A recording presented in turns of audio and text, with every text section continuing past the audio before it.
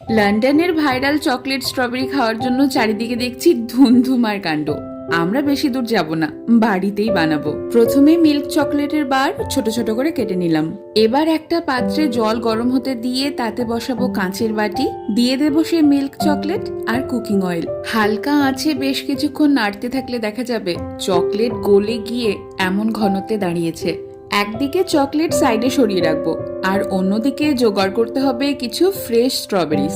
আর এখন ঘটবে সেই ম্যাজিকটা, এই স্ট্রবেরির ওপর ঢেলে দিতে হবে চকলেট অ্যান্ড ট্যান রেডি হয়ে গেল ভাইরাল চকলেট স্ট্রবেরি।